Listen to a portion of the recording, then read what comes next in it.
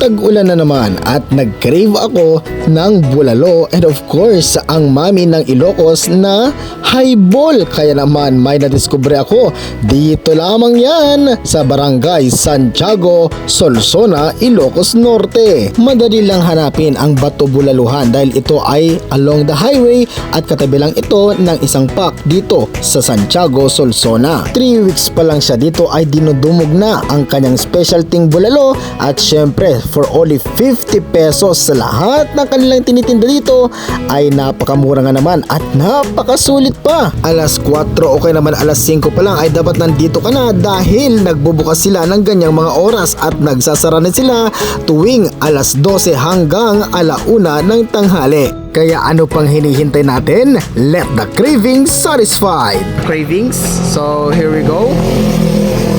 Yan natin ha. Hindi siya yung matamlay or walang lasa and hindi rin siya yung maalat. Talagang nanonood sa laman. Ay, ito. Meron din silang ayan o, yung balat ng baka guys. Ayan o. Balat ng baka. Tingnan natin ha.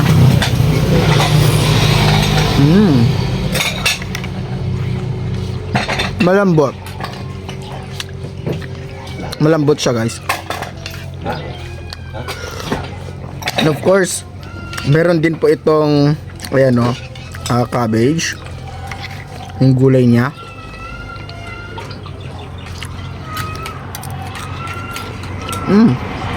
Fresh. And of course, ito na po yung taba. Ayan, taba po ng baka yan. And ito po yung laman.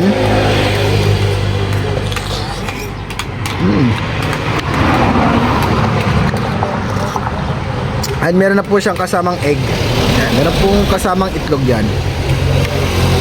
Ito po yung kanilang bulalo guys.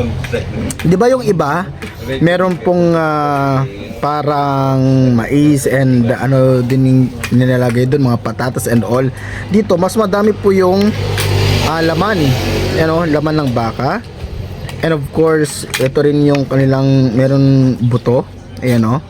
And of course yung egg. Ayan, kakaiba to. So meron na itong egg, yung iba wala, di ba? And yung kanilang sabaw, ang sarap. And hindi lang pala yan yung kanilang produkto dahil meron din silang highball. Highball, yan po yung parang mami dito po sa Ilocos, no? Ayan. And sila po ay Anli Sabaw. Ayan. And napakasarap ng sabaw nila guys. So sabi kanina ni sir, yung may-ari nito na talagang binabalik-balikan ang kanilang karinderya. And ipatayo pa lang ito 2 to 3 weeks ago, mga ka-cravings. Sarap oh. Ito rin yung laman. Ayan oh. Sarap.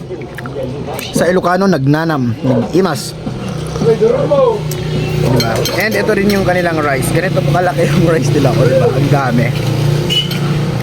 Diba? So what are you waiting for? Santiago, Solsona, tabi lang po ng PAC, PNP, Solsona. So napakadaming bumabalik-balik dito para kumain guys. Ayan o, nanunuot. Sarap. Sabi nila na 5 AM pa lang talagang dinudumog na sila dito. At saka sabi pa nila na alauna nagko-close na sila. Ngayon anong oras na ba? Malapit nang mag-close. And naubos na yung sabon ng kalderong yun na pinagpapakuluan ng mga buto-buto at ng bulalo.